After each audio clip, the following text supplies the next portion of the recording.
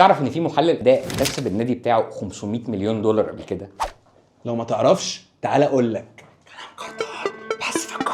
انا عندي اعتراض كبير دايما على اي لعيب بيروح يعمل كده، بيروح يعمل كده، بيروح يعمل اي حاجه من الحاجات دي. ليه؟ لان انت مش ديجو مارادونا.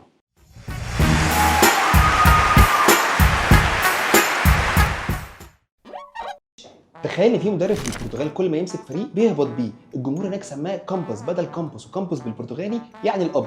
كامبوس بدل ما يسيب التدريب والكره خالص قرر انه يفتح شركه صغيره سماها تريننج تو بلاي، شركه بتعمل تقارير فنيه عن اداء اللعيبه.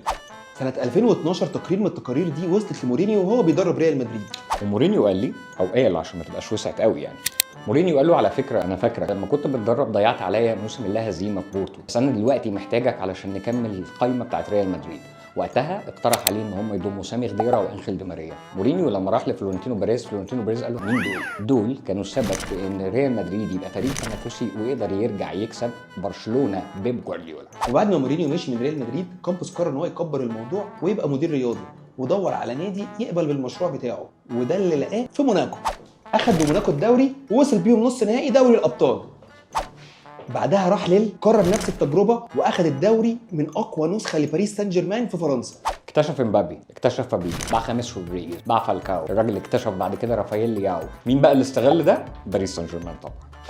قال لباريس عايزين دوري الابطال، بيعوا ميسي وبيعوا نيمار وبيعوا مبابي، وهاتوا لعيبه جعانه كوره، وباقي القصه انتوا عارفينها.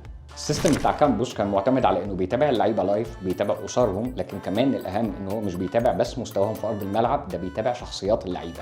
فلا قيمه لموهبه عظيمه يتحكم فيها شخص مستهتر. الفكره ان ما لا يمكن قياسه لا يمكن تقييمه او تطويره. والسؤال اللي بيجي في دماغك دلوقتي، هل في كامبوس في مصر؟